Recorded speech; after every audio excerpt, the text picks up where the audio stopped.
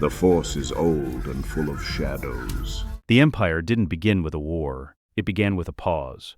An old man in a quiet office at dusk, deciding not to say the thing he'd been planning to say, and realizing, with some satisfaction, that he didn't need to. The city planet breathes beneath a copper sky. 1,000,000,000 lights are already beginning to flicker on in the lower levels, rising tier by tier toward the Senate District's gleaming towers, which catch the last of the sun like the tips of drawn blades. The war has been over for 6 hours. Most of Coruscant does not know this yet. The HoloNet will confirm it in 40 minutes, when Palpatine's communications office releases the prepared statement. For now, the silence is the exclusive property of a very small number of people, and the man sitting behind the most important desk on the planet. Sheev Palpatine sets down his datapad. He folds his hands. The gesture is unhurried, the gesture of a man who has all the time in the world, because he does.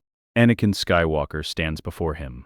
He is 22 years old and built like something the war forged specifically for itself. Broad-shouldered, scarred along the jaw, with a mechanical right hand that flexes unconsciously when he is thinking. He has not slept in 31 hours. His robes still carry the dust of the Outer Rim, where the Republic's final coordinated push against the retreating Separatist Council ended in a rapid succession of engagements that he commanded from the front, confirming the last transmissions dead.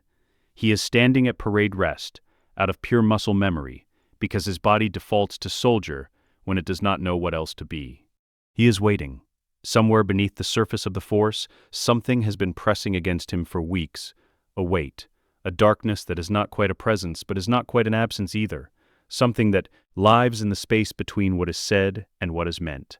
Every meeting in this office, every warm hand on his shoulder, every story told in firelight about the tragedy of the Sith, all of it has been building towards something. He has felt it the way you feel a storm before the clouds arrive. A change in pressure, a stillness that is not peace. Palpatine looks at him. His eyes are kind. "We won, my boy." Anakin doesn't move. Grievous is dead. The Separatist Council has been scattered. The Senate will ratify the ceasefire by morning.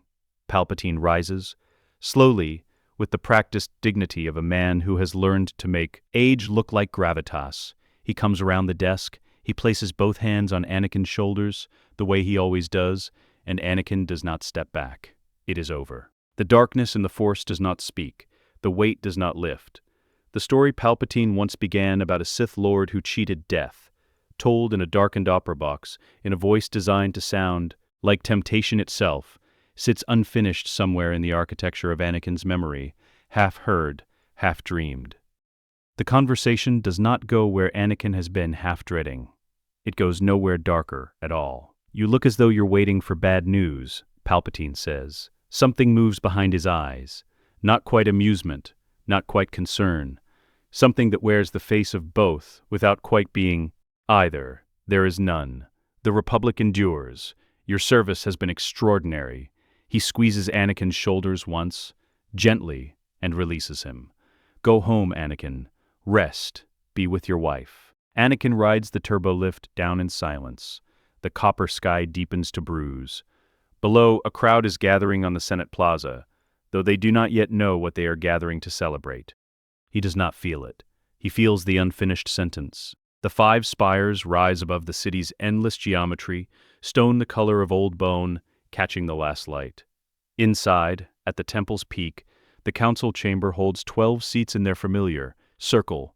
3 are occupied in person. The rest are holographic, blue-lit ghosts of masters spread across a dozen active theaters of war, all of them in the process of standing down. Mace Windu does not sit.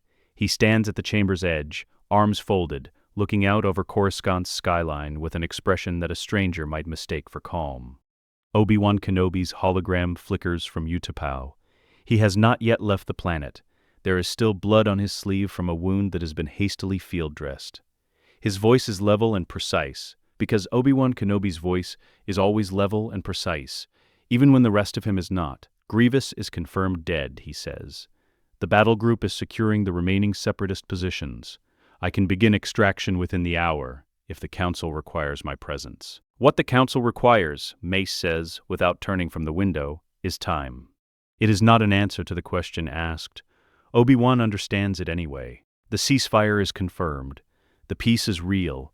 Mace had positioned himself, had positioned 3 other masters to act. He had known. He had felt Palpatine's darkness in the Force as clearly as he had ever felt anything, a cold that lived beneath the man's warmth like a floor beneath carpet. He had been ready, and the moment passed. Palpatine surrendered nothing, threatened nothing, revealed nothing. He simply stopped. The war ended because it ended, and there is nothing for a Jedi to act against when the man they suspect is simply sitting at his desk, setting down his datapad, folding his hands. Knowing and proving are different things. They have always been different things. Mace has built his life on the discipline of that distinction, but the discipline sits differently in the chest at dusk, in an ancient chamber that has held thousands of years of Jedi certainty. When the certainty has nowhere left to land, Yoda's hologram says, "Speak, Mace will, when ready he is." He is not ready. He turns from the window anyway. "The Chancellor has done nothing wrong," he says. The words come out with the particular flatness of a true statement that is also a failure. Legally, institutionally, everything he has done is within the bounds of his constitutional authority. The war is over. He will surrender his emergency powers to the Senate within the week. Our legal mandate to act is, he stops. Obi-Wan, quietly, gone. The word sits in the chamber. Outside, the first HoloNet broadcasts are reaching the temple's external screens. A crowd is forming on the plaza below. They can hear it, distantly. The particular swell of 10,000 people, beginning to understand that they are allowed to be happy. When the briefing ends, the holograms dissolve one by one. The chamber empties. Yoda remains. He sits alone in the gathering dark, his small hands folded in his lap, his eyes closed. He reaches into the Force, the way he has reached into it for close to 9 centuries. Not searching for a specific thing, but listening the way you listen in a room where you heard something move and are waiting to understand what it was. He finds it, he always finds it, not gone, not defeated, not even diminished, patient, a darkness vast and old and utterly, completely still, like a creature that has simply moved deeper into the water and folded its limbs and decided to wait. It is not hiding from Yoda. It does not need to hide. It is simply choosing the moment. It has chosen moments before. It knows how. Yoda opens his eyes. "Hidden," he says to no one. His voice is very quiet, still hiding. Patient, the darkness is. He does not move for a long time. The chamber is full. Every pod is occupied, every tier packed, every screen in the Senate district tuned to the same broadcast. Sheev Palpatine stands at the central podium in his Senate robes, and he is, in this moment, the most beloved human being in the known galaxy. His speech is brief. That is the first surprise. Everyone expected grandeur, and grandeur is what they receive, but it arrives in the understated key, which is so much more effective. He praises the clone troopers. He praises the generals. He praises the systems who held when they could have broken. He speaks of the dead. He names 3, ordinary soldiers, not commanders.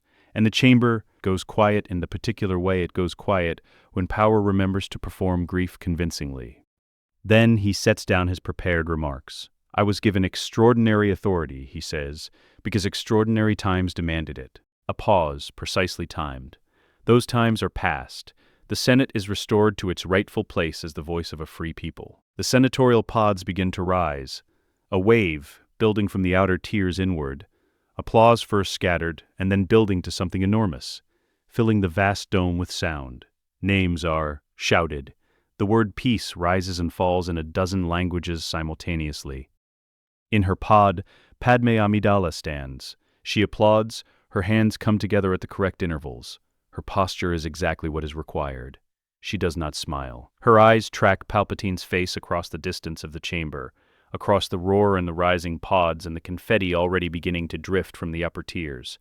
She watches his hands accept the applause with practiced humility. She watches his expression, warmth, relief, gratitude, exhaustion, all of it perfectly sequenced. She watches the eyes. The eyes, she has always thought, are where the performance lives. Most people believe a smile because they are looking at the mouth. Padmé has never looked at mouths. Something is wrong. The surrender is too clean. The timing is too perfect. He did not wait for her coalition to formally present the petition. He rendered it unnecessary before she could deliver it. She has spent 6 months building the architecture of a demand. He has just given her everything she was going to ask for, which means she has won nothing at all. He ended the fight before she could show up to it. She keeps applauding. Anakin's lightsaber makes a small sound when he sets it on the table. Not a dramatic sound, not the sound of ceremony or sacrifice, the sound of a piece of equipment being placed on a surface by someone who has finished using it. The chamber is nearly empty. Mace Windu is here, standing. There is no ceremony because there was no ceremony scheduled. Anakin simply came and asked to speak with whoever was present, and Mace is what the Force provided. Anakin looks at the lightsaber on the table, then at Mace. His expression is not defiant and not apologetic and not sad. Exactly. It is the expression of someone who has made a decision too large for any single emotion to contain. "I'm going to be a father," he says. He walks out. Below, the city planet hums with celebrating crowds. Above, in the ancient chamber, Mace Windu looks at the lightsaber on the table. He does not reach for it. He does not call after Anakin. He stands in the silence of thousands of years of Jedi history and lets the sound of the crowds come through the stone walls. The Jedi Order, for the first time in a generation, does not know what it is supposed to do. The Empire, when it finally came, did not arrive with stormtroopers and fire. It arrived with a subcommittee report, then an economic review, then a very politely worded invoice. The chamber smells of recycled air and ambition, the way it always does, and Senator Mockplane of Chandrila stands at his pod's podium with the expression of a man who has rehearsed sincerity until it became indistinguishable from the real thing. He is not an evil man. This is important. He believes in the specific way that comfortable men believe things, that what he is doing is correct. He has reviewed the figures, he has read the briefs prepared by people he trusts, who were briefed by people they trust, and somewhere at the end of that chain of trust is a man whose name does not appear on any of the documents. The Jedi Order, Senator Plane says in his measured, publicly educated baritone, served the Republic with distinction during the Clone Wars. No one in this chamber disputes that. What we are asked to dispute, what our constituents on 30,000 worlds are asking us to dispute, is whether the institutional structure that prosecuted that war should continue to operate outside the democratic accountability that governs every other instrument of Republic power. He pauses. The chamber is attentive in the way it is attentive when it is already decided and is. The Jedi Accountability Act has 4 provisions.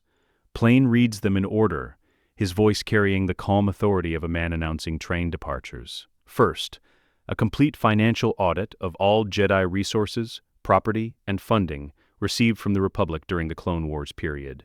Second, member worlds damaged during battles prosecuted by Jedi generals may sue the Order for restitution through the Republic Civil Tribunal.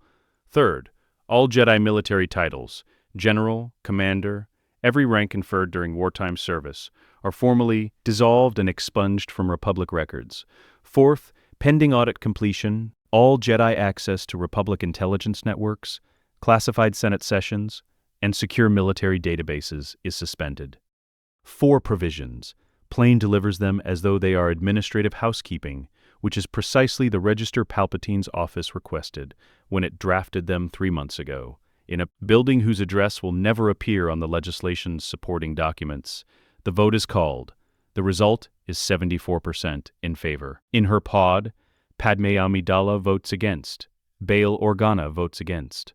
They are 41 senators in a chamber of thousands, and their opposition is noted in the official record, which means it will exist in the archives, which is the only form of victory currently available to them. Padmé sets down her vote card. She does not look at the result board. She already knew. The room is old, the stone is old, the 12 chairs are old, and the masters sitting in them are old in the specific way that comes from carrying too much knowledge across too many years.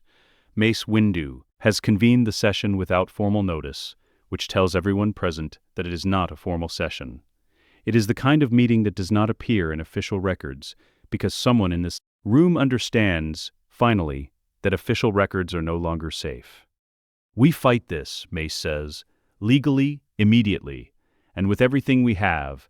I have already identified a team of Republic constitutional lawyers prepared to challenge the Act's framework. The reframing of the Order as a quasi-governmental military contractor has no precedent in 4,000 years of Republic constitutional law. We challenge it on those grounds. Ki-Adi-Mundi speaks from the far side of the circle. His voice is careful, the way the voice of a man who knows he is about to say something inadvisable is always careful. And if the legal challenge fails, if the tribunal rules against us before we can mount a meaningful defense, we have resources, we have knights, we have masters capable of— No. Mace's voice cuts the sentence in half. Yoda does not open his eyes. No, he says, an echo of Mace's syllable, quieter, carrying something heavier. The two of them for a moment are a wall. Ki-Adi-Mundi settles back. He is not ashamed of the question. He simply understands, from the quality of the silence that follows it, that it cannot be the answer. Shak-Ti speaks from near the window. She has been quiet for the first half of the meeting, which is unusual, because Shak-Ti's silence tends to mean she is holding something she is not sure how to say. The clones, she says. The room waits. The troopers who served under Jedi command during the war. I have had occasion to interact with 3 units in the past month. Routine liaison, nothing that would flag under the new security. Clearance, suspension. Her hands, in her lap, are still. They are not the same. Professionally, they are unchanged. Obedient, precise, effective. But there is no warmth. There is no— She pauses, choosing.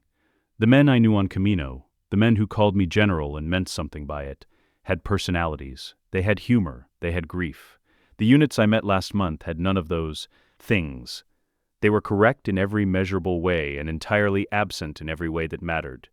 She looks at Mace. Something in their conditioning has shifted. I cannot name it, but I feel it. Yoda still has not opened his eyes. Document it, Mace says. Names, units, dates. We document everything from this point forward. The siege does not announce itself. It accumulates. The temple's kitchen master receives a transmission from Vandross Provisions, the Order's primary food supplier for 47 years. Vandross Provisions regrets it must suspend its standing contract, effective immediately, pending resolution of the Jedi Order's civil litigation status. They are sorry for the disruption. The temple's senior healer, Vokara Che, receives notice from the Republic Health Authority that her medical supply license is under administrative review. Processing time, 4 to 8 weeks. 3 suppliers stop filling orders by the following morning. The subspace communications array has its Republic-issued frequency allocation temporarily suspended, pending audit review. External communications are routed through a backup system operating at 1/4 capacity, monitored by the Republic Signals Authority, at will. In the Starfighter hangar, where a row of Eta-2 interceptors sit in precise alignment, waiting for a war that has ended, both primary fuel suppliers have declined to renew their delivery agreements. The temple is not surrounded. There are no weapons at the gates. There is only the slow, methodical withdrawal of the infrastructure on which thousands of years of institutional life depend, executed through licensing holds and contract clauses and subcommittee reviews, until the Order is an island that is not besieged, but simply running out of water. Obi-Wan Kenobi arrived back on Coruscant 3 days ago, technically still a Jedi Master, still entitled to this room. Mace sits across from him in the dark hall, the ambient light of the city beyond the windows. Mace is afraid, not of the act or the audit, but in the institutional way, the way that only manifests after a long enough career. The fear of watching something you have given your life to be quietly, patiently, legally taken apart. I reviewed the security recordings from the night the war ended, he says. 11 minutes. Missing. The window when we arrived at his office with drawn lightsabers. Someone with Chancellor-level clearance made us disappear from the archive. Why hide it? Obi-Wan asks. Jedi Masters attempted to assassinate the Chancellor, would have finished us overnight. Mace looks out the window. The city is endless and lit and indifferent. Because he didn't want to finish us overnight, he wanted to watch us starve. In the dark of the Master's Hall, Obi-Wan Kenobi sits with what he knows and what he cannot prove, and the growing understanding that the distance between those two things is the most dangerous terrain he has ever occupied. The twins are 4 months old, and they have already divided the apartment into territories. Luke has claimed the left side of the shared crib with the focused, unconscious authority of someone who does not yet know authority is a concept, but is practicing it anyway. Leia has claimed everything else, the right side, the blanket, the specific quality of attention in any room she occupies, the air itself. She is 4 months old, and she already knows when she is being watched, and adjusts accordingly, which Padmé finds either remarkable or alarming, depending on the hour. It is early. The Coruscant sun is coming through the high transparisteel panels at the angle that means it is not yet 7th hour, painting the apartment in the particular gold that belongs only to mornings before the city's upper traffic lanes fill and the light gets complicated. Padmé stands in the kitchen doorway with a cup of café she has not yet drunk, watching Anakin. He is holding both of them, Luke against his left shoulder, Leia in the crook of his right, talking to them in his actual voice, at a gentler volume, narrating something about starfighter atmospheric entry that neither of them can understand, and both are watching with the focused intensity of students who refuse to admit confusion. He is, in this moment, the happiest Padmé has ever seen another person be. She drinks her caf and allows herself, for exactly this long, to simply be in it with him. Then her datapad chimes from the study, and the world comes back in. The office has been renovated, not dramatically. The bones of the space are the same, the high ceilings and the sweeping views of the Senate dome, and the careful arrangement of furniture that communicates power through the language of understatement. But the stone is different. Where the Chancellor's office had been paneled in warm Durasteel and imported Alderaanian hardwood, the Supreme Executive's study is bare ancient stone.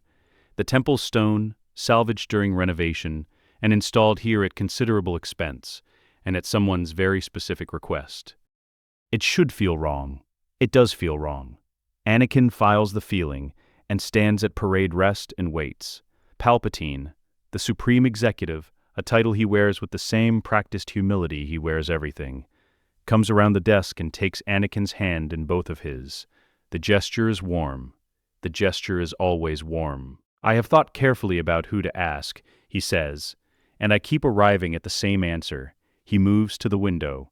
The Republic's peacetime security structure requires a human face, someone the people already trust, someone who demonstrated, by resigning from the Order, that his loyalty is to the Republic and not to any single institution within it.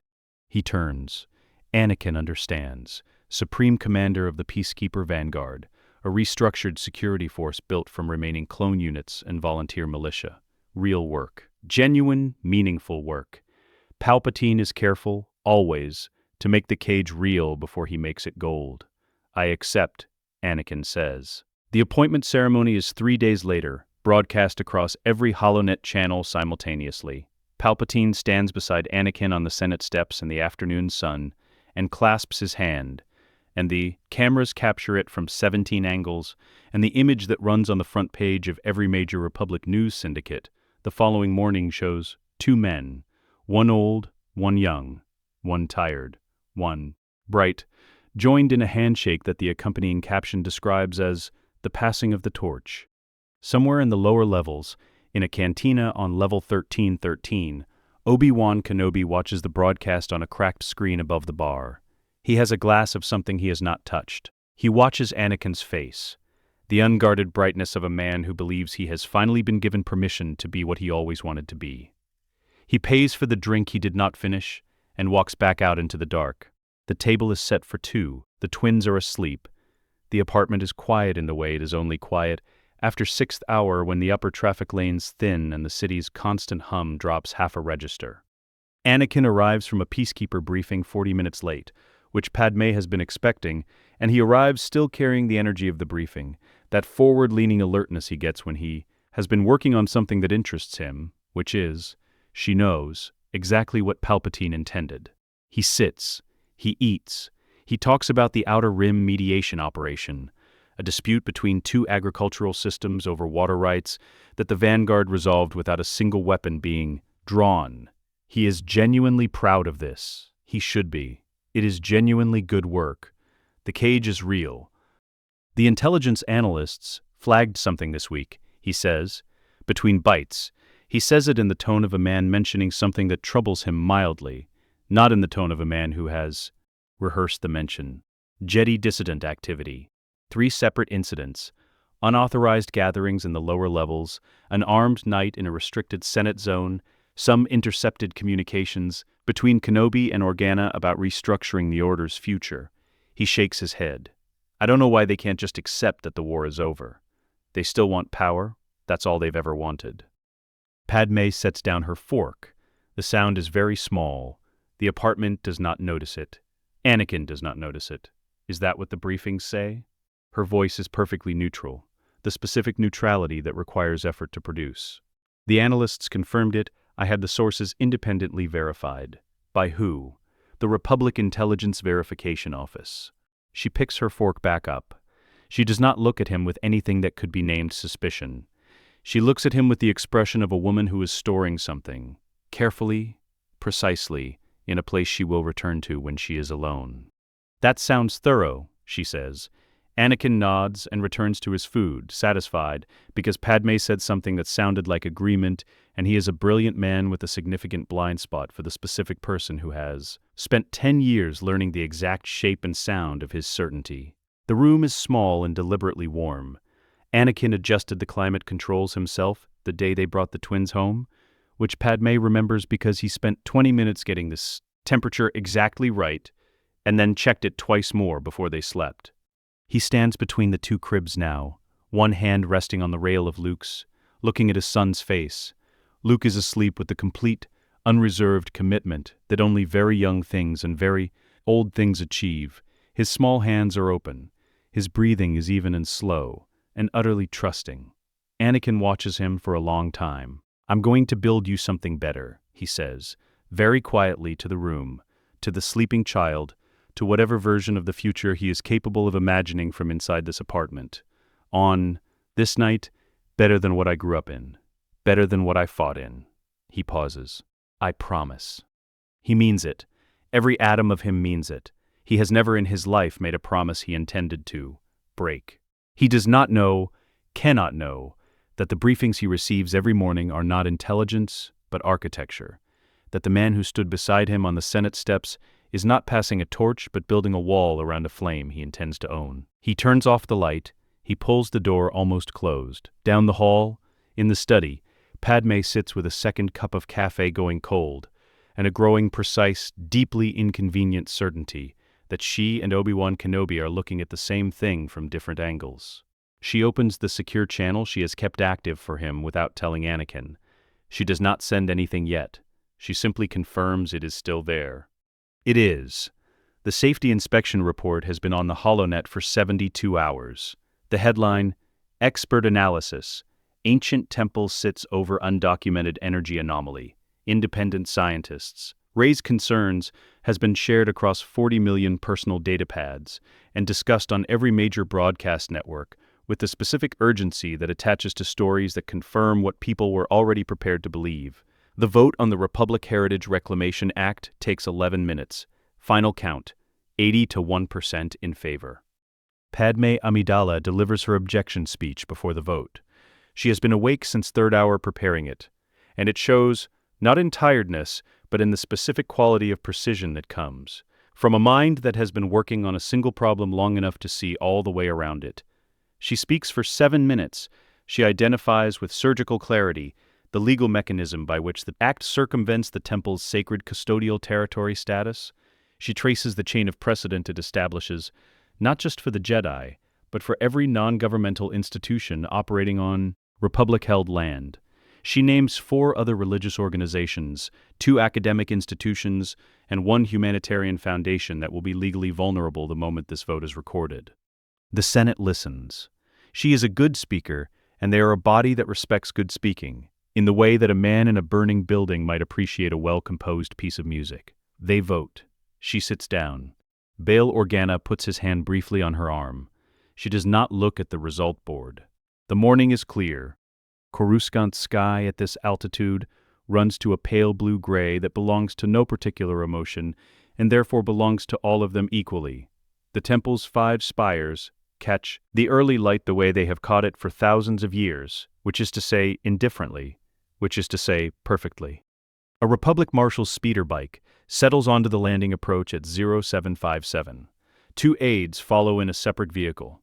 The Marshal is a man of middle years named Torvin, with a professional bearing and a sealed datapad under his arm, and the specific expression of someone who has been briefed that this assignment requires sensitivity, which has not made him feel better about it, only more careful. He walks to the temple's main entrance.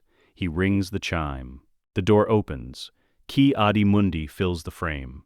Tall, white-crested, with the particular stillness of a master who has had a week to prepare for this moment, and has spent that week in meditation, rather than argument, which has left him quieter than the moment deserves, and more present than the Marshal expected. Marshal Torvin holds up the sealed datapad. Master Jedi, I am Marshal Torvin of the Republic Judicial Enforcement Division. I am authorized to serve notice under the Republic Heritage Reclamation Act, Senate Resolution 7714, ARIC, requiring the vacating of this structure within. I know what it says, Ki-Adi-Mundi says. A pause. One of the aides is looking at the temple's stone archway above the door, at the carved reliefs of ancient Jedi, at the worn Oribesh inscription that has marked the entrance for longer than the Republic's current constitutional framework has existed. The aide looks at it the way people look at things they know they are about to be responsible for changing. I am sorry for the trouble, Marshal Torvin says. He means it. That is the worst part. He means it. Ki-Adi-Mundi takes the datapad. He steps back. He closes the door. The sound of the temple in its final hours is not the sound of crisis. It is the sound of institution, the specific, unhurried acoustic texture of a place that has been a place for a very long time and is performing for the last time the act of being itself. Feet on stone, worn smooth by centuries of passage.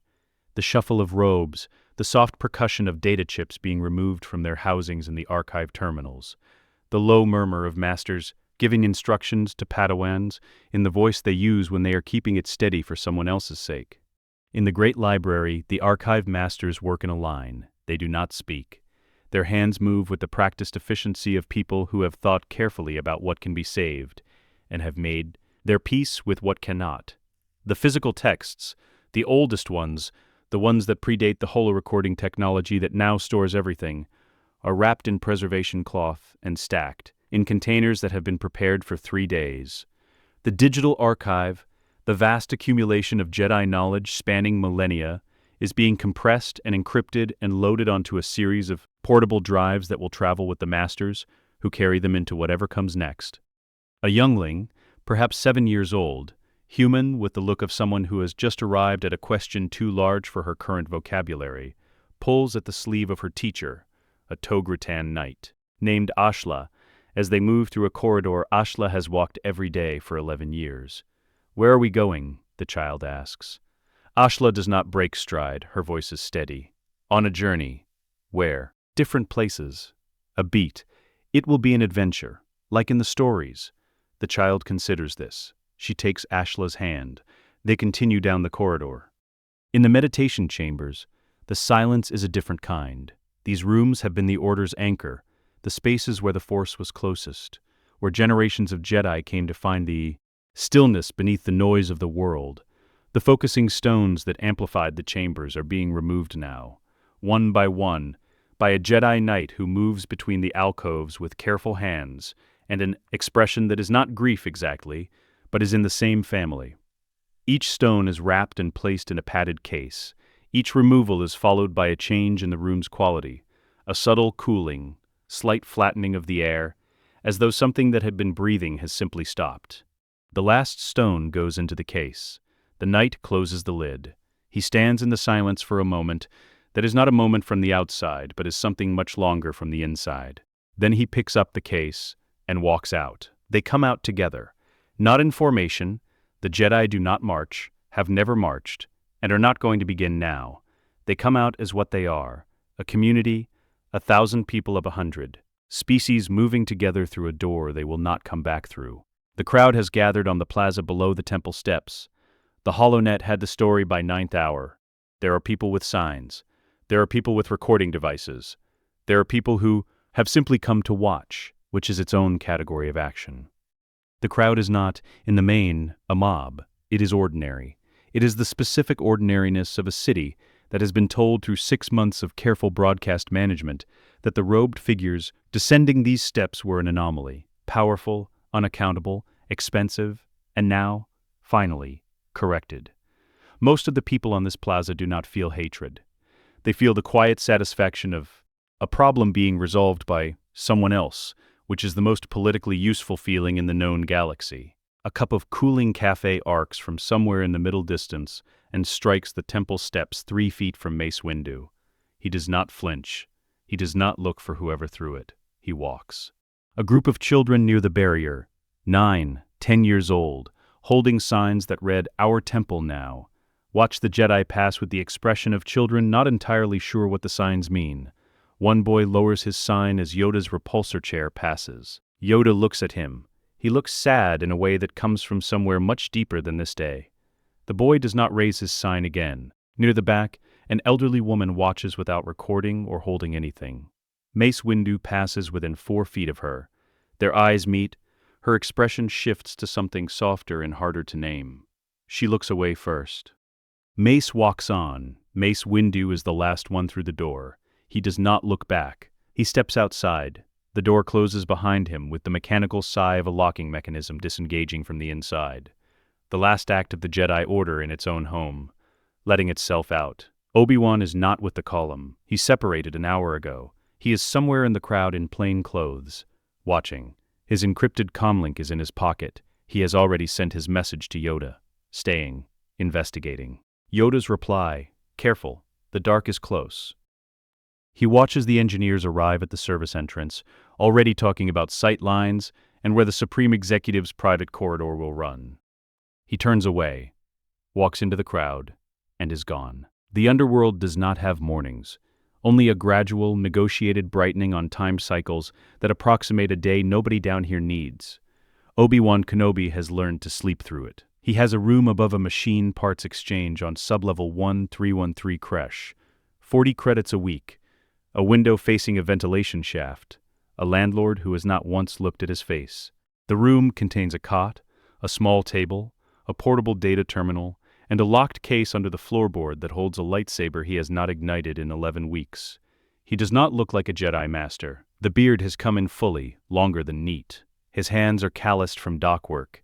His clothes are the clothes of a man who buys what is available. He makes calf on a single-element burner and opens his data terminal. He has been building this for 3 months.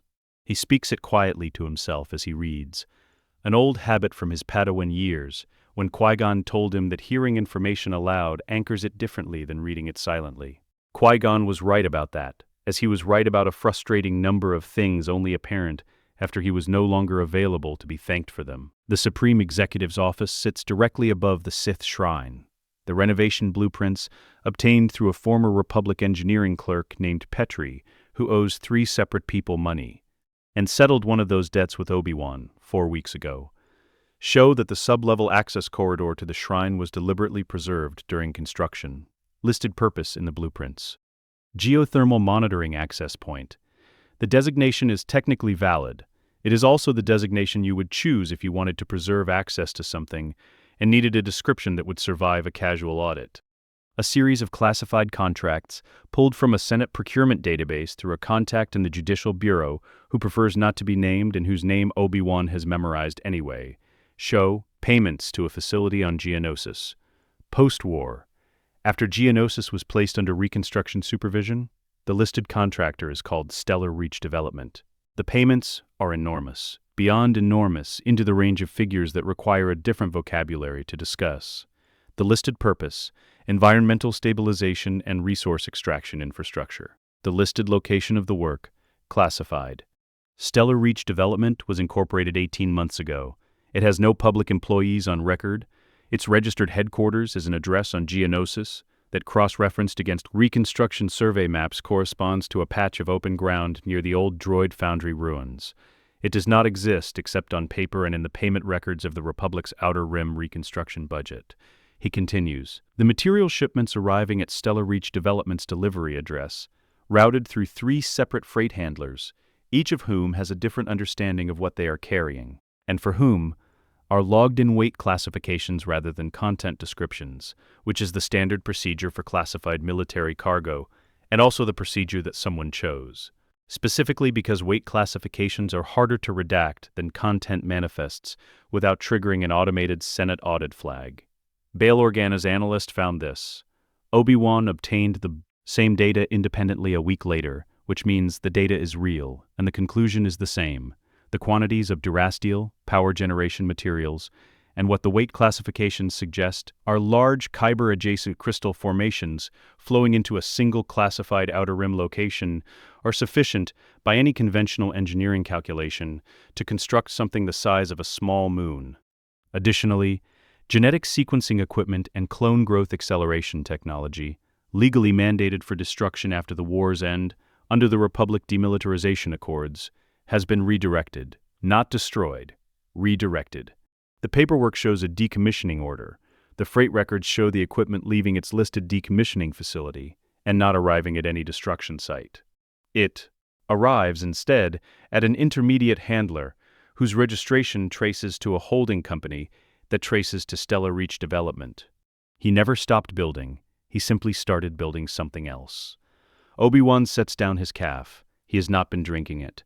The last document is the one that required the most work to obtain, and is the most difficult to look at directly. A medical record. Supreme Executive Sheev Palpatine's Republic Health File, pulled from the deep administrative database by a contact who spent 2 weeks finding a way in and has since relocated to a different planet, for reasons she declined to specify. Every Republic citizen's health file contains a midi-chlorian count, a standard scan performed at birth or First Republic medical registration. It is a data point as routine as blood type. Palpatine's file has a midi-chlorian field. The field has been redacted, not left blank, actively redacted, replaced with a classified marker. The redaction was performed by the Health Authority's own security director, whose appointment, cross-referenced against the Executive Office's personnel records, was authorized by the Chancellor's office. Someone reached into the most routine document in the Republic medical system and removed the one data point that would confirm what Obi-Wan already knows. He stares at the document. "You're not hiding anymore," he says to the document, to the empty room, to the man whose face he has known for 13 years and is only now seeing clearly. "You're hiding in plain sight." The construction above is a constant low percussion. Drills and repulsor lifts, and the voices of engineers discussing load-bearing calculations in the specific tones of people who are very focused on their work and have not been told anything about the building's history that they did not need to know. Obi-Wan descends past the construction level through a maintenance hatch, whose access code came from Petrie along with the blueprints. Below the depth at which the Republic engineers are currently working, the building changes. The materials change. Durasteel and modern permacrete give way to stone, and then to older stone, and then to something older than the word old adequately describes. The air changes too. It is cooler and still, and carries a quality that is not quite sound and not quite silence. He reaches the lowest chamber. The Sith Shrine is exactly as the fragmentary Jedi archive references described it, in the texts classified above night level that Obi-Wan read anyway because Mace trusted him with the full picture 12 years ago. Octagonal. Black stone that absorbs rather than reflects, so his handlight seems to stop at the walls. The inscriptions cover every surface. Old Sith script, dense and angular, carved with a precision requiring extraordinary tools or extraordinary patience or both. He works through the translations slowly, character by character. What he assembles is not a narrative but a declaration, a claiming. A Sith Lord, ancient beyond dating, marking this planet as a seat of power. Not a hiding place, a throne. The dark side of the Force pools here. It has pooled here for thousands of years. The ancient Jedi who built the temple above it understood this and built above it anyway, not to destroy it, but to press down on it with the weight of the light side, to suppress it, to live in its presence, to feel it always, just below, a pressure in the floor beneath every step. What would it do to a Sith Lord to rule from directly above it? He didn't want the temple for the real estate. Obi-Wan says, his voice absorbed by the black stone. He wanted the shrine. The message to Yoda takes an hour to compose and encrypt and route through 3 relay points. He does not say Palpatine is a Sith Lord. He says, the man at the center of everything we are fighting is not what he appears. I cannot confirm his identity in the Force. I cannot get close enough without revealing myself. But the evidence is sufficient. We need to move, and we need to move through Anakin. Yoda's reply takes 40 minutes. Ready, is he? Obi-Wan reads the question. He thinks about Anakin on the Senate steps, bright-faced and genuine, saying they still want power. That's all they've ever wanted. meaning it completely because someone constructed his reality to produce that sentence. No.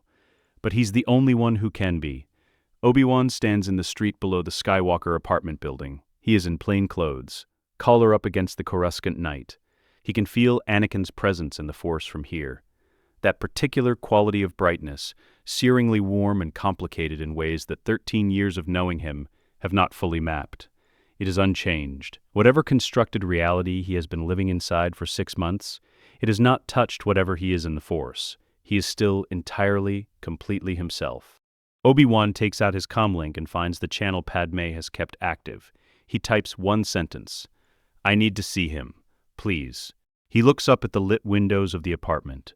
The warm, ordinary light of a home where 2 children are sleeping and a man he loves like a brother is telling himself a story that someone else wrote for him. The comlink in Padmé Amidala's pocket glows once. She reads the message. She looks across the room at Anakin. She does not delete it. Padmé arranges it for a Tuesday, which is the night Anakin's Peacekeeper administrative cycle resets, and he comes home carrying the specific exhaustion of paperwork rather than the alert, forward-leaning energy of active operations. Paperwork-tired Anakin sits down. He accepts Kaf. He is, briefly, manageable. She tells him she has invited someone for dinner. She says it while she is moving between the kitchen and the table, not looking at him, in the tone she uses when the information being conveyed is simple, and the manner of its delivery is the complicated part. Anakin says, "Who?" The knock at the door saves her from answering. He crosses the apartment and opens the door, expecting one of Padmé's Senate aides, L.A., perhaps, or Versailles, someone carrying documents and the apologetic expression of a person interrupting a domestic evening on official business. He finds Obi-Wan Kenobi. 4 months in the underworld have done specific things to his former master's appearance. The beard is longer than Anakin has ever seen it, past the point of deliberate and into the territory of genuine neglect. The clothes are wrong. Not wrong for the underworld, but wrong for the man Anakin has known since he was 9 years old, who has never in Anakin's memory worn anything that was not clean and pressed, and chosen with the quiet care of someone who believes presentation is a form of respect. There are shadows under his eyes that belong to a different category of tiredness than Anakin's current paperwork exhaustion. He looks, Anakin thinks, like someone who has been doing something hard and necessary and completely alone. A beat passes between them, the specific beat of 2 people recalibrating to each other's presence. After an absence that changed things, "You look terrible," Anakin says. "I've been sleeping in the underworld for 4 months, Obi-Wan says. "Come in." They sit at the kitchen table, neither the formal dining room nor the too casual living room, but where Anakin and Padmé actually live. Obi-Wan wraps both hands around the café Padmé sets in front of him. The warmth of it seems to cost him something to accept. Padmé sits at the corner of the table, between them, equidistant, which is not an accident. Obi-Wan sets down his caf. He begins. He does not perform it. He does not arrange it for effect or build toward revelation with the pacing of someone who has rehearsed the moment. He simply lays it down in order, the way he processes everything, methodically, precisely, one piece at a time, so that the logic is visible and the conclusion is not something he is asking Anakin to take on faith, but something he is asking Anakin to follow to its own end. The financial connections, the Stellar Reach development contracts, and the Geonosis facility, and the material shipments whose weight classifications describe something the size of a small moon being constructed in classified outer rim space. The shrine beneath the executive palace, what it is, what it was built over, what it means that the renovation specifically preserved access to it, the clone growth technology diverted from mandated destruction, the medical records, Palpatine's medical records, and the specific field that someone reached into the most routine document in the Republic health system to remove. Anakin listens without interrupting, which is, in the full history of Anakin Skywalker, genuinely unusual. When Obi-Wan finishes, the apartment is quiet. The twins are asleep down the hall. Coruscant hums at its constant register beyond the windows. Anakin says, carefully, "You're telling me that the man who has been like a father to me for the last 13 years is a Sith Lord.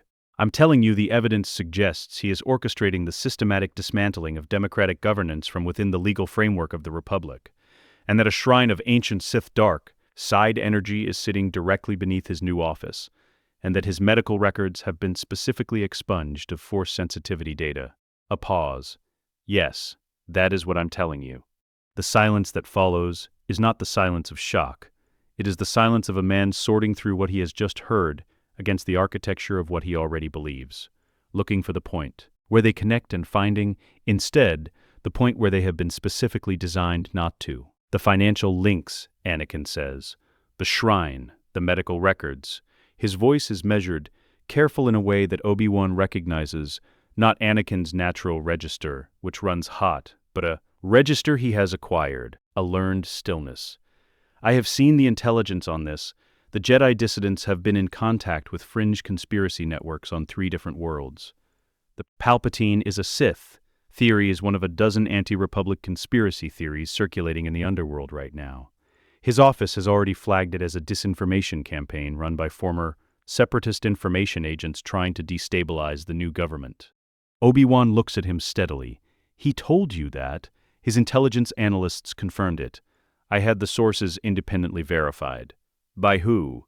The question lands in the room and sits there. By the Republic Intelligence Verification Office, Anakin says. Which reports to whom? The silence that follows this is a different quality from the last one. This silence has a shape. It occupies the space between what Anakin just said and what he is now, visibly beginning to hear in it. Padmé, in the corner, says nothing. She watches Anakin's face with the careful attention of someone who has been watching it for 10 years and knows every climate it contains. Obi-Wan breaks the silence, not with an argument, not with another piece of evidence or a logical construction, or a counter to Anakin's counter. He breaks it with something quieter, which is the only thing with a chance of working, and he knows it. He talks about what they went through together. He does not arrange it as rhetoric. He does not use it as leverage. He simply says it, plainly, the way you say things that are true and that need to be said aloud to exist fully in a room. Geonosis, where Anakin lost his arm and did not tell anyone how frightened he had been, until 2 weeks later, at 3 a.m. on a transport back to Coruscant, because Obi-Wan was the person he reached for in the dark. Jabim, where they were cut off for 11 days and ran out of everything except the certainty that the other one was still there. Christophus, which was the first time Obi-Wan understood that Anakin was not going to fight the way he had been trained, but the way the situation required, which was better, and which Obi-Wan did not say at the time, and should have. He does not dress any of this up. He just says it. I am not your enemy, Anakin, he says. I have never been your enemy. I am your brother. Anakin is quiet for a long moment. When he speaks, his voice is changed, not to anger, exactly, but to something harder than anger and colder. The learned stillness, applied now with intention. My brother, he says. Who told me I had to hide Padmé? Who told me I had to choose between the Force and my family? Who represented an institution that spent years making me feel like I was always one mistake away from being sent back to where I came from? He stops, starts again, quieter. You want to know who treated me like I was enough, exactly as I was? Who never asked me to choose? He does not finish the sentence. He does not need to. Palpatine's name fills the space he has left for it, as clearly as if it had been spoken. Obi-Wan does not look away. He absorbs this. All of it, including the parts that are true, because some of it is true, which is the thing about Anakin's anger that has always made it difficult to answer. It rarely comes from nowhere. Anakin stands. The chair does not scrape. He moves it with the unconscious force awareness of a man who has lived in his body long enough to know exactly what it will do before it does it. He is not performing composure. He is containing something, which is different, and the containment is costing him. I can't arrest you tonight, he says. The words come out measured, careful, deliberate in their specific choice. I'm not on duty, and I'm not going to have this conversation near the twins' room, but you need to leave. And if you make contact with me again through official channels, I will have to report it as a dissident communication. He meets Obi-Wan's eyes. I don't want to do that. Obi-Wan stands. He does not argue. He does not add anything to what he has already laid down, because everything he has is already on the table, and Anakin has seen it, and the question of whether Anakin will pick it up is not one that can be answered tonight by saying more words. He looks at Padmé. She is looking back at him. Her expression gives him nothing visible, nothing confirmatory, nothing warm, nothing that could be read as alignment if this conversation were being recorded. She holds his gaze without looking away, and in that steadiness, in the specific quality of her attention, he reads everything he needs to read. He nods, once, very slightly. She does not respond, but she does not look away. He walks to the door. He opens it. He steps out into the corridor without looking back, and the door closes behind him with the soft, definitive sound of a well-made thing sealing properly shut. Inside, the apartment is quiet. Anakin stands in the middle of the room, not moving toward anything. He is looking at a point on the floor that is not a point on the floor, but rather the middle distance, where people look when they are inside something too large to see from any single angle. Padmé crosses to him. She takes his hand, and he takes it back. "He might be right," she says, very quietly. Anakin does not answer. He closes his eyes. His hand tightens around hers once, the grip of someone holding on to the one thing in the room that is entirely certainly real. He does not let go. The room exists in the administrative tier of the Senate complex, below the Grand Chamber, in the working layer where the Republic's actual business happens in fluorescent lighting and recycled air. The table seats 12.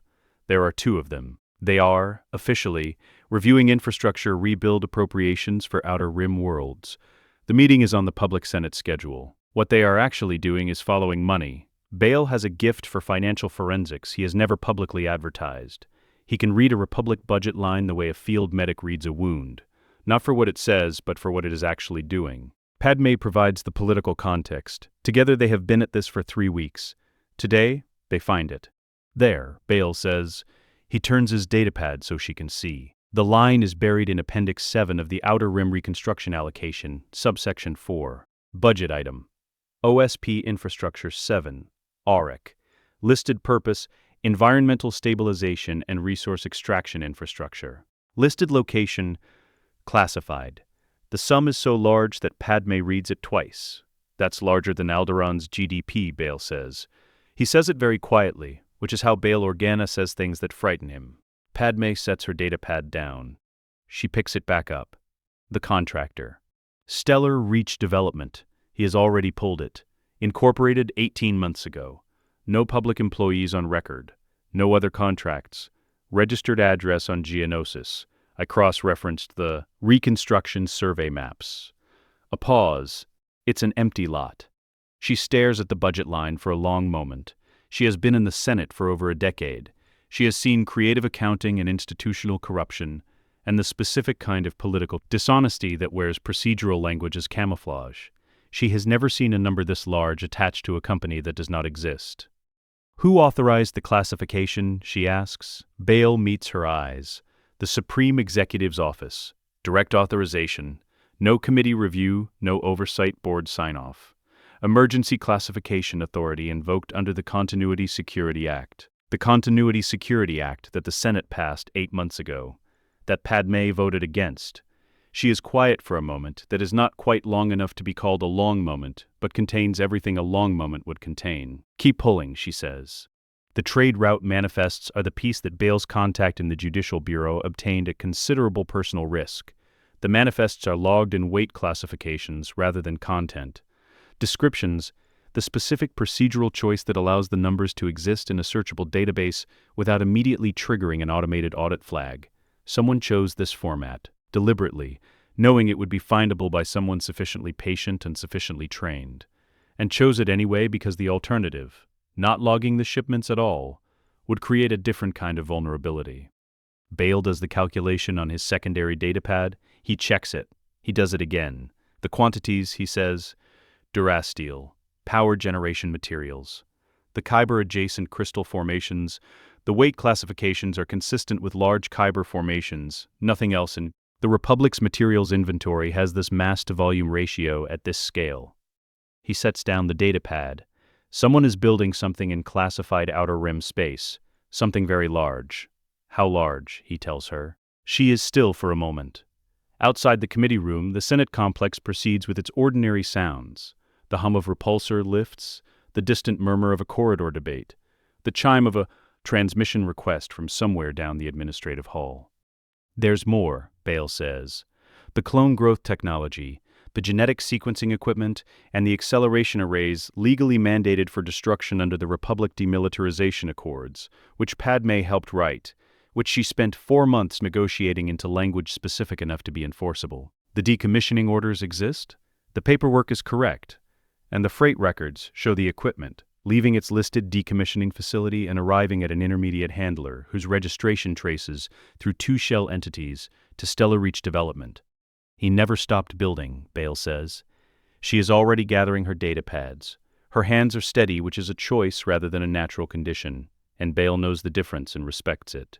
She is not calm, she is controlled, which is what she defaults to when calm is not available. He started building something else, she says. She chooses the moment with precision. Not at dinner. Anakin processing his day is not a state in which he receives new information well. Not near the twins. Not in bed. The study. Late. When he is at his desk with his peacekeeper operational reports, in the mode she thinks of as his working mind, analytical, assessing rather than reacting. She comes in without knocking and sits across from him. I need you to look at something, she says, and tell me what you see. She sets her datapad on the desk between them. She does not editorialize. She does not tell him what conclusions to draw, or what she felt when she drew them. She walks him through it in the order they found it, the budget line first, then the contractor, then the material shipments, then the clone technology, in the plain, even voice of a woman presenting evidence to someone she is trusting to think. Anakin listens. He leans forward as she goes. He is, she has always known, genuinely intelligent in ways that his reputation as a soldier sometimes obscures. He processes fast, makes connections, quickly, holds multiple implications in the air simultaneously, and watches how they relate to each other. She watches these processes move across his face. When she finishes, he reaches for the datapad. He reads the budget line himself. He looks at the contractor registration. He finds the materials calculation and checks it, running the numbers on the edge of his operational notepad with the quick, practiced arithmetic of someone who spent 3 years calculating fuel loads and weapon yields and supply chain logistics. He sets the stylus down. The apartment is quiet. Down the hall, Luke makes the small sound he makes in sleep sometimes. Not quite a word, not quite distress, just the particular vocalization of a mind too young to know, yet that there are things worth being afraid of. Anakin looks at the numbers. Then he looks at the wall above the desk, at the point in the middle distance where he goes when he is inside something too large to see all at once. She watches him work through it, the recalibration she has seen on battlefields. The ground now is 6 months of morning intelligence briefings, manufactured certainty delivered by people who reported to an office that reported to a man who has just appeared in a budget document attached to a company that does not exist. She watches him understand that Obi-Wan sat in this apartment 9 days ago and told him the truth, and he called it disinformation. He puts the datapad down, very carefully, the gesture of a man being precise with himself. I need to make a call, he says. Anakin. Not to him. He is already reaching for his comlink. His voice has a quality she does not hear often, stripped of everything except what it actually is. No performance, no management. Just the bare register of a man who has just walked through a door and is now standing on the other side of it. I need to call Obi-Wan. She exhales. It is not quite relief. Relief implies the danger has passed, and the danger has not passed. It is something smaller and more specific, the exhale of a woman who has been holding something alone for a very long time, and has just been joined. The channel connects on the 3rd attempt. Obi-Wan's voice comes through with the slight flatness of an encrypted underworld relay. Technically clean, atmospherically sparse. Anakin does not apologize. He does not reconstruct the argument from their last meeting, or account for the 9 days since, or explain the journey between that conversation and this one. He says, what is true, plainly, in the way he says things when he has burned through everything that is not essential. I looked at the financial data, the material shipments to the Outer Rim, the contractor that doesn't exist, a pause that is not quite a pause, more a breath taken and released. I've been an idiot. Obi-Wan's voice, when it comes, is not triumphant. It is not relieved exactly, though there is something in it that was not there before. No, he says, you've been managed. There's a difference. The distinction lands in the room and stays there. Anakin is quiet for a moment. Then, can you bring Yoda? Already moving. The channel closes. Anakin sets the comlink on the desk. Padmé stands in the doorway. Luke on his left side, one hand open on the mattress. Leia on her back, at 4 months old already occupying her space with a completeness that will not surprise anyone who knows her in 20 years. She makes a choice, clearly, in the knowledge of what it will cost, in the acceptance of that cost. Whatever it breaks, whatever it requires, this man's world is not the world they will grow up in. She turns off the hall light. She goes back to the study, where Anakin is sitting at his desk with his operational notepad in front of him, and a stylus he is not using, and she sits across from him, and opens her own datapad, and they begin together to figure out what comes next. A precise, calibrated strike, not designed to destroy a building, but to kill 7 people, collapse 2 floors of record storage in the complex's eastern wing, and leave the structural frame intact enough that every analyst who covers it uses the word deliberate. What it tells you depends entirely on who is doing the telling. The Senate District Security Archive captures a partial image from a corridor camera 40 seconds before the blast. A figure in robes, moving through the eastern access hall. The image is blurry, the camera's resolution insufficient for the distance, or the lighting wrong, or both. The figure could be anyone in robes. There are many kinds of people who wear robes. The HoloNet does not wait for clarification. By 0800, every major broadcast network runs the same headline. Jedi extremists strike Republic judiciary, 7 dead. The evidence underpinning the confidence is the blurry image, the word deliberate, and 6 months of accumulated public sentiment organized carefully into a shape that was always going to fit this moment. 3 Jedi are pulled in for questioning by midday. All 3 have verified alibis. They are released by late afternoon. The HoloNet runs a segment at evening broadcast time about how difficult it is to verify Jedi alibis when the Jedi Order refuses to cooperate fully with Republic law enforcement. The segment does not mention that the 3 Jedi in question cooperated completely. That detail does not make it into the final cut.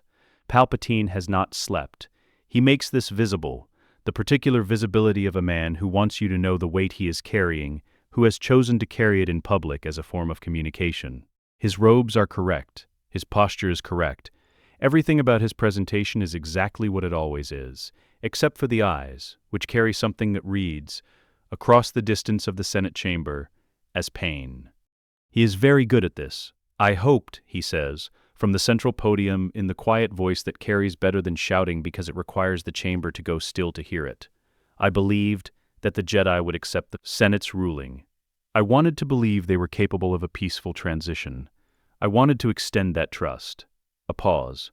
His hands folded on the podium, tighten once, and release. I was wrong, and 7 of our citizens are dead. He does not ask for a vote. This is the specific genius of the moment he has constructed. He allows the Senate to ask him. A coordinated block rises, pod by pod, in a wave that begins in the outer tiers and builds inward, each senator delivering a variation of the same essential request. The language differs, the conclusion is identical. The package that assembles itself from the floor of the Senate over the following 2 hours is precise and devastating. The Supreme Executive may now issue warrants for, detain, and if necessary, execute members of the Jedi Order on the grounds of active threat to Republic security. No tribunal required, no judicial review. The authority is immediate and personal and accountable to no process that exists outside the office that holds it. The vote is called. The result is 89%. Padmé Amidala is on her feet before the vote closes. Her motion for a full forensic audit of the bombing site, independent analysts, no Republic security apparatus involvement, results published to the full Senate, is submitted through the proper procedural channel. It is received, logged, and tabled for committee review within the hour. Timeline for committee review, 6 weeks. She sits down. Bail Organa beside her says nothing. There is nothing to say that the vote has not already said more completely. The stone walls hold the afternoon light differently than the Chancellor's old office held it. Cooler. Something in the specific composition of temple stone absorbs warmth rather than reflecting it, so the room stays dim even when the coruscant sun is directly on the windows. Anakin has noticed this every time he has been in this room. He files it again now, alongside the other filed things, in the growing internal inventory of details that have begun to read differently than they once did. Palpatine is at his desk when Anakin enters. He looks up with the expression of a man who is genuinely glad to see a specific person in a difficult day. Warm, tired, present. It is, Anakin now knows, a performance. The knowledge of this does not make the performance easier to look at directly. 22 years of genuine seeming warmth have built pathways in him that do not simply close, because he understands now what was traveling along them. He sits. He accepts the café. He performs the version of himself this office has always received, the attentive young man who has never entirely stopped being 9 years old in the presence of this particular kind of attention. The performance costs him something he does not show. Palpatine speaks about the bombing, the dead by name. All 7 memorized, which Anakin would once have read as care, and now reads as preparation. He speaks about the Jedi with something that sounds like genuine sorrow. Then, gently, he sets it down. Kenobi is behind this, he says. The shift in register is minimal, from sorrow to certainty, delivered in the same quiet, tired voice, so that the certainty feels like a conclusion rather than an accusation. My intelligence is certain. He has been operating in the lower levels for months, building a network, making contact with former separatist information assets. The bombing, consistent with his capabilities and with the tactical philosophy he demonstrated throughout the war. He looks at Anakin. I need you to take the 500 first and bring him in. Use whatever means necessary. Anakin looks at him. He looks at him for a moment that is slightly longer than the moment Palpatine expects. And in that slight extension, something moves across the old man's face. Not concern exactly, not alarm, but a fractional recalibration, the adjustment of a very precise instrument to an unexpected variable. It is less than a millimeter of movement in the muscles around his eyes. Anakin has been studying this face for 13 years. He catches it, he sees it, the machinery of the expression, the gap between what the face is doing and what is operating it. He has seen this face in Senate chambers and in opera boxes and across dinner tables, and in the particular intimacy of conversations held in firelight, where the warmth felt specifically designed. He has seen it so many times that the pattern is as familiar as anything he knows. And he sees it now in the gap, the place where the instrument adjusted. He thinks of Padmé's datapad and the number that required reading twice. He thinks of Obi-Wan in his underworld room, 4 months alone with what he knew. He thinks of the briefings that arrived, always precisely when his doubt was forming, always filling exactly the space that uncertainty might have occupied, and the particular patience that kind of timing requires. He thinks of his mother. The memory arrives, as it always does, without announcement. Tatooine, the Lars homestead, the specific quality of grief that comes from arriving too late for something that mattered completely. He has been arriving too late for months. He is not going to do it again. Of course, sir, he says. His voice carries nothing that Palpatine's instruments would flag. It is the voice of the attentive young man this office has always received. I'll need 24 hours to assemble the unit. Palpatine, you have 12. Anakin nods. He sets down his calf. He stands, straightens, and takes his leave with the correct combination of deference and efficiency, and the door to the executive study closes behind him, and he is in the corridor. He walks to the turbo lift. The doors close. He breathes once, deliberately, and contacts Obi-Wan on the emergency channel, the frequency for field emergencies only, still active because Obi-Wan keeps everything active that might be needed. 5 words. He knows. Meet, bring everyone. Obi-Wan reads the message. He sits with it for approximately 4 seconds. Then he opens 2 separate channels. Mace Windu answers on the second attempt. His voice carries the alert, compressed quality of someone who has been waiting for a call he knew was coming and is not pleased to have been right. This could be a trap, Mace says. If Anakin wanted to trap us, Obi-Wan says, he would have taken us already. He has the 501st and 12 hours of authorization in our last known locations. A beat. He sent 5 words on an emergency channel that only exists because I gave it to him. A pause on Mace's end. The specific pause of a tactician running the variables and arriving at the same conclusion from a different direction. I'll be there, he says. The room is small and functional, and belongs technically to Obi-Wan's Duros contact, who has been relocated for the evening with minimal explanation and adequate compensation. 4 chairs, 1 table. A light that works correctly, which in this level of the city is its own kind of luxury. Anakin arrives last. Plain clothes, dark training jacket, nothing official. Yoda is already there when he enters. The old master is sitting in the smallest chair in the room, which somehow manages to be the chair with the most presence, and he looks at Anakin with the full weight of close to 9 centuries of accumulated knowledge and does not say anything for a moment. Then, "Come back to the light, you have. Slower than I hoped, faster than I feared." Anakin looks at him. Something in him that has been tight for 6 months releases, just slightly, in the specific way things release when someone you trust tells you where you are. "I have a plan," he says. Yoda settles back. "Listen, we will." The palace is quieter at this hour, which is not the same as quiet. Ventilation systems cycle, security droids patrol, the corridors are lit at 2/3 capacity. Anakin walks the outer corridor at the pace of a man who belongs here. He does belong here. His access codes are current, and every guard post has waved him through with the practiced efficiency of security personnel who have seen his face enough times to register it as routine. Obi-Wan walks half a step behind his left shoulder, Mace half a step behind his right. Yoda's repulsor chair moves silently at the rear. None of the guards look at them long enough to count. The corridor to the study is one Anakin has walked hundreds of times. The stone is temple stone, old and dense. The lighting fixtures are new. The art is new. Everything installed over what was already here, the old substrate running beneath the new surface where no one is looking. The door at the end is the same door. He stops before it. Behind him, Obi-Wan and Mace arrange themselves on either side of the frame. Without being instructed to, the ingrained geometry of people who have entered dangerous rooms, together often enough that the choreography is automatic. Yoda stops the repulsor chair. He is very still.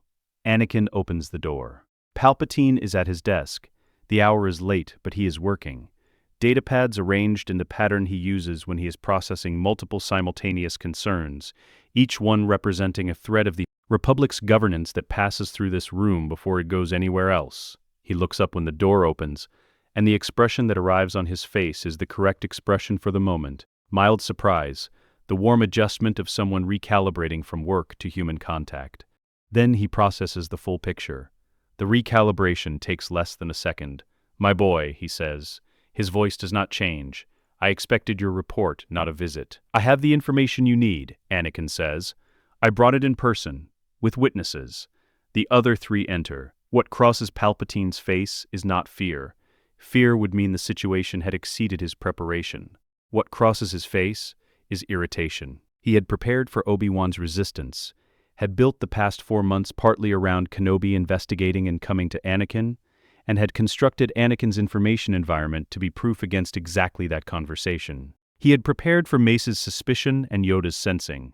He had not prepared for all 4 of them in the same room at the same hour, and had not prepared for Anakin among them in opposition, the one around whom 13 years of cultivation was built, retrieved, which is worse than lost. He stands, his hands remain folded, his voice does not change. "I see. An unauthorized assembly in the executive's private offices. A pause calibrated to convey regret rather than alarm. This is unfortunate." Mace steps forward. He has not ignited his lightsaber. None of them have. The plan was explicit on this point. Everything legal, everything procedural, nothing that can be framed as aggression before. The confrontation is complete. We have evidence of your identity and your activities. We are offering you one opportunity to surrender peacefully to the Senate's judicial authority. Palpatine looks at him. He looks at Mace with the assessment of a man who has been looking at Mace Windu across various rooms for 20 years, and knows exactly what he is. Then he looks at Yoda, at Obi-Wan, and then at Anakin. And on Anakin he holds his gaze. What passes between them is not hatred or threat, something that wears the surface texture of disappointment, almost parental, the expression of someone watching an enormous investment not materialize. Underneath is something darker and almost amused, a man who has played very long games, now calculating what the new board looks like. He smiles. The first real smile Anakin has seen on that face in 13 years. Wider than the performed smiles, reaching the eyes differently. Not with warmth, but with something older than warmth. "I gave you peace, Skywalker." The voice has changed. The performed warmth stripped back to something harder beneath. "I ended the war. I fed the galaxy a decade of prosperity while the Jedi played at democracy from their ivory temple. They could not govern themselves, could not govern a war, could not govern their own emotions without walls of doctrine to contain them. His eyes do not leave Anakin's. And you chose principle. Principle is a luxury available only in the absence of real power. You, of all people, should have understood that. He reaches beneath the desk. The lightsaber is not what any of them expected, which is itself information, ancient-looking, the design predating anything in the current Republic's institutional memory, with a hilt that carries the specific aesthetic of something built for a different era's understanding of what a weapon should communicate. A single red blade ignites with a sound lower and rougher than the clean ignition of a modern saber, like something that has been used for purposes that left marks in the crystal. The light in the room changes. Temple stone at this depth, with the Sith shrine directly below, absorbs red light differently than it absorbs any other color. The walls seem to pull the illumination inward rather than reflect it, so the room grows stranger rather than brighter, the shadows rearranging themselves into geometries that have no reference in ordinary architecture. "Come then," says Darth Sidious, and his voice is not Palpatine's voice anymore. It is the voice beneath Palpatine's voice, the one that has been speaking from inside the performance for decades, finally given room to be itself. Let me show you what 20 years of patience and 1,000 years of Sith philosophy looks like when it decides to stop waiting. Mace moves first. His Vapad form opens without preamble, the immediate expression of a combat philosophy built around channeling the opponent's own darkness. Against Sidious, it is uniquely dangerous. The dark side power Sidious has accumulated for 20 years becomes, in contact with Mace's form, partially his own liability. Sidious does not engage Mace directly. He moves laterally with a speed older and faster than the body he inhabits, uses the Ru, the desk lifts with precise telekinetic economy, and crosses the distance toward Mace edge first. Mace deflects it without breaking his approach, costing him a half-second. Sidious uses the half-second for Obi-Wan, who does not attempt to match his power. Obi-Wan finds the geometry of the room and occupies the correct position, a wall rather than an attack, holding the angle that makes every lateral movement cost something. Yoda enters the space between them. Power accumulated from a fixed source has a different quality than power cultivated from discipline. It is larger and less flexible. They fight to something not quite a stalemate. Yoda presses, Sidious absorbs, Sidious counters, Yoda redirects, and the exchange leaves Sidious slower, not much, enough. Anakin enters the duel. The moment he engages directly, something shifts in the room. Both Yoda and Obi-Wan feel it simultaneously. A change in the Force's texture, the specific quality that attends the chosen one. Not as a concept, but as a physical reality present and active and entirely himself. 6 months of constructed reality and manufactured certainty and patient cultivation, and beneath all of it, undiminished, is the brightest Force presence in a generation. Sidious feels it too. He sees it in Anakin's face. Not rage, not grief, not the explosive combustion that years of careful work was designed to eventually produce and channel. Something cleaner than that, the anger of a father who looked at evidence and followed it to the truth, which is the kind of anger that does not burn out. Something moves across Palpatine's face that has not been there before. Not fear. Not quite. The recalculation of a man who has been playing a board he memorized and has encountered for the first time a move the board did not contain. "No," he says very quietly. "You're not supposed to be this. Anakin, I know." He strikes. The first engagement is direct. Not the elegant economy of Obi-Wan's form or the channeled ferocity of Mace's, but the fighting style of someone who learned everything by doing it, and then spent years doing it in every possible condition. It is fast and precise, and deeply familiar with where a body's defenses live and how they fail. Sidious deflects. Both deflections cost him something. He is fighting 4 opponents. The youngest of them is 22 years old, and over 20,000 midi-chlorians per cell, and has 6 months of accumulated motivation that has just resolved into clarity. The combination is not a contest of styles or philosophies. It is arithmetic. Sidious fights for 4 more minutes. He fights brilliantly because he is genuinely the most dangerous combatant any of them has ever faced, and the acknowledgement of that fact does not change the arithmetic. The end is not a single moment. It is a convergence. All 4 of them, together, bringing everything to the same point at the same time. the coordinated collapse of combined force pressure and physical engagement, and the specific devastating contribution of Mace's Vapad, turning the full weight of Sidious's own accumulated darkness against him in the final exchange. Sidious falls. The red blade goes dark. The room is very quiet. The temple stone absorbs the silence the way it absorbed the red light, pulling it inward, deepening it, until the quiet has a texture and a weight, and belongs specifically to this room on this night, in this building built over a shrine that has been waiting for something to be finished for a very long time. Anakin stands. He looks at where Sidious fell, at what was always beneath the face, what was always speaking from inside the warmth. He looks at it for a moment, then he looks away. Obi-Wan speaks first. The 501st is outside. They received the distress signal from the office security system. We have approximately 4 minutes before this corridor fills with very confused, very armed soldiers. Mace, then we have 4 minutes to decide who tells them what happened. The three of them look at Anakin. He meets their eyes. He takes one breath. He goes to the door. The 501st fills the corridor the way water fills a space. Completely, immediately, occupying every available position with the trained efficiency of soldiers who have been responding to distress. Signals for 3 years and know exactly what posture to take before they know what they are responding to. 47 clone troopers, weapons raised. Captain Rex at the front, his hand on his sidearm, and his visor trained on the door at the end of the corridor, where Anakin Skywalker has just emerged, alone. Rex has served under Anakin Skywalker's command for 3 years. He has followed this man into engagements he did not expect to survive. He knows the set of his shoulders and the quality of his stillness and the specific way he holds himself when something significant has just happened and he is deciding what to do with it. He lowers his weapon 2 degrees. Not all the way.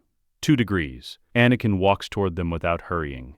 He stops 4 meters from the front of the formation, in the open corridor, in plain sight, and he begins to talk. He does not perform it. He does not arrange it for the occasion, or reach for language designed to manage what the soldiers are feeling. He tells them the truth in the plain, direct voice he has used. On every battlefield where the situation changed faster than the briefing and the people around him needed to know what was actually true in order to make good decisions. The supreme executive of the Galactic Republic was the Sith Lord who engineered the Clone Wars. Both sides of the conflict, the droid armies and the clone army and the 3 years of deaths, on every world between the core and the outer rim, all of it constructed, maintained, and directed from the office, at the end of this corridor by a man whose real identity he is about to transmit to the Senate Intelligence Committee along with the evidence that confirms it. The Jedi Masters currently in that room are not criminals. They are witnesses. What needs to happen now is the orderly securing of the building, the immediate convening of a Senate Emergency Council, and above everything else, calm. He stops talking. The corridor is quiet. Rex looks at him for a long moment, at the door, at the men who have been following orders for 3 years in a war designed to consume them. He lowers his weapon the rest of the way. Secure the building. Non-lethal protocols. Nobody in or out without Commander Skywalker's authorization. Move. The formation moves. Anakin watches them go, alone in the corridor for a moment containing something he has not felt in years, having done the right thing and known it while doing it, without the complicated aftermath of having also done something else. He goes back inside. Padmé convenes the session at 0300 under the Emergency Democratic Continuity Provision, a procedure she helped draft 4 years ago for exactly the kind of constitutional crisis she was told would never actually occur. The chamber fills across 90 minutes, senators in sleep-rumpled finery, aides running briefings in corridors, the organized chaos of an institution doing something it was built for and has never actually had to do. Holographic feeds from 40-member worlds flicker in the outer tiers. Bail Organa presents the financial evidence first. He is calm and precise, and has clearly not slept and is managing the not having slept with the particular discipline of someone who has decided that what he is doing is more important than how he looks while doing it. He walks the Senate through OSP Infrastructure 7, Auric, and Stellar Reach Development, and the material shipments and the clone, technology diversion with the methodical patience of a man who understands that evidence only works if the audience can follow it, and allows as much time as is needed for the chamber to follow. Obi-Wan presents the shrine evidence. He appears via holographic transmission from a secure location within the Senate complex. Plain clothes, the underworld beard, the bearing of a man who has been doing something difficult and necessary for a long time, and is not going to apologize for any of it. He presents what he found beneath the building the Senate just voted to renovate, explains what it means in the context of the Force and Sith history, and answers 3 questions from the floor with the concise accuracy of someone who has been living with this information for months. The Republic medical database records are subpoenaed by judicial emergency order at 0500. The redaction of Palpatine's midichlorian data is confirmed by the Senate's own forensic analysts at 0630. The Health Authority Security Director, reached at his home on Coruscant's upper levels, declines to comment. The debate runs through the night and into the morning. Genuinely contested, genuinely difficult, a body of sentient beings trying to understand what has been done to them. Some senators cannot believe it. Some believed it all along and are now conspicuously silent, which is its own form of confession. The majority simply try to do the right thing with the information available, which is all that democratic governance has ever required. The Jedi Accountability Act is repealed by a vote of 79% in favor of repeal, which means some of the people who passed it are now dismantling it, which is not satisfying but is real. The supreme executive powers are dissolved. The position ceases to exist as of the session's close. A constitutional restoration committee is established. Its mandate: review every piece of legislation passed under emergency authority in the past 3 years and determine which elements reflect the genuine will of a free Senate and which were constructed by someone who controlled the information environment around the vote. Padmé is appointed to chair it. She accepts without ceremony. She asks no one's permission and makes no speech about the weight of the responsibility. She has been doing this work for a decade. She knows what it costs, and she knows what it requires, and she is going to do it the same way she has done everything, completely, without leaving anything in reserve. She calls Anakin from the Senate floor when the session closes. He picks up on the second chime. "I'm going to be home late," she says. A pause, then a sound she has not heard from him in months. Unguarded, genuine, the laugh of someone whose chest has just released something that has been lodged there for longer than he realized. "I'll keep the cafe warm," he says. The room holds 22 masters. They arrive across 4 hours, called by emergency transmission from positions across the galaxy. Some from ships, some from planetary surfaces, some from the lower levels of Coruscant itself, where they have been living quietly and not quietly giving up. The room is functional and institutional, and entirely lacking in the quality of the temple's ancient stone, which is, Yoda has decided, appropriate. The Order does not need to meet in a place that belongs to it. It needs to meet in a place that belongs to the Republic, in a borrowed room, as guests. It needs to understand what it is now before it decides what it will be. He speaks for 12 minutes. He does not use notes. The Order will not return to the temple. Even if the Senate votes to restore it, the question of whether to reclaim the building is separate from the question of whether to reclaim what the building represented.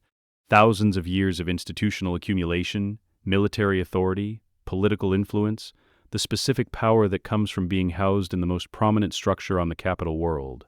That power was used well for most of history, and badly at the end, not because the Jedi were corrupt, but because institutional power corrupts institutions the way water corrupts stone. Slowly, then all at once. And by the time you notice the damage, it is structural. What the Order will become instead is simpler and older.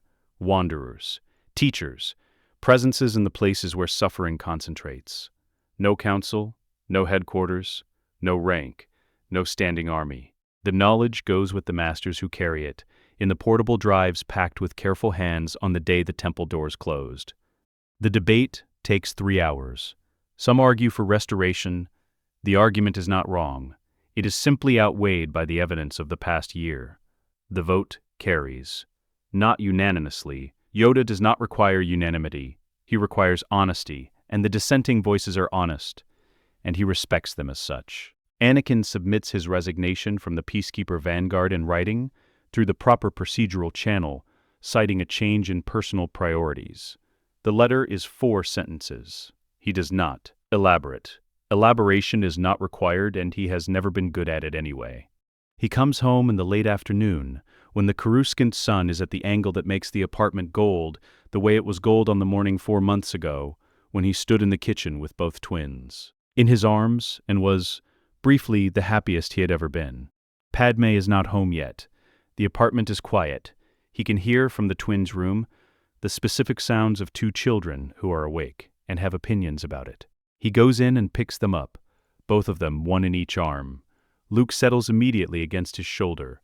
Leia looks at him with the direct, assessing attention she has been deploying since her 3rd week of life. He sits in the chair between the cribs. He does not say anything for a while. He simply holds them in the room's quiet. "I made a promise to you," he says eventually, very quietly, to both of them.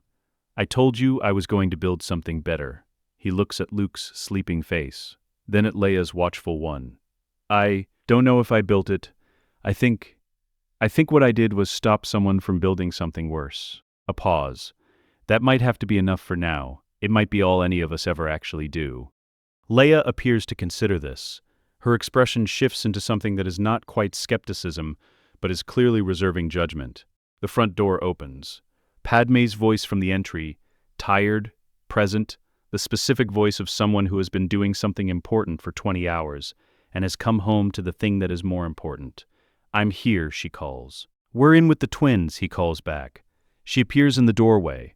Her Senate clothes are slightly wrong, the collar adjusted sometime during the long night, her hair done and then partially undone and left that way. She leans against the frame and looks at the 3 of them in the chair, and her face does something that is private and complete. She comes in. She sits on the edge of the nearest crib. The room holds the 4 of them in its warm, quiet air. "How did the session end?" he asks. "The way it was always supposed to." He nods. He looks at the window, at the Coruscant sky going dark through the transparistile, the city's trillion lights beginning their nightly climb from the lower levels upward, tier by tier, the ordinary illumination of a civilization going about its ordinary life in a galaxy where something very old and very patient has, today, been answered. He closes his eyes. There is a moment, historians later said, when the Empire did not happen. Most people assumed someone stopped it with a battle, or a law, or a speech. They were not entirely wrong about any of those things. What they missed was the smaller accounting, the senator who kept looking at numbers that did not add up, the wandering monk who stayed in the underworld when it would have been easier to leave, the general who read a datapad and made a call. The Republic endured, not because it was strong enough to resist what was done to it, because enough of its people were stubborn enough to keep looking at what was really there, even when looking was inconvenient, even when looking meant losing something they loved, even when the thing they were looking at wore the face of everything they had been taught to trust. Liberty does not die only with thunderous applause. Sometimes it survives the same way, quietly in borrowed rooms, by people who refuse to stop showing up. Coruscant hums, the city breathes, the lights hold. Fade out. Let us know what you'd like to see next. The end.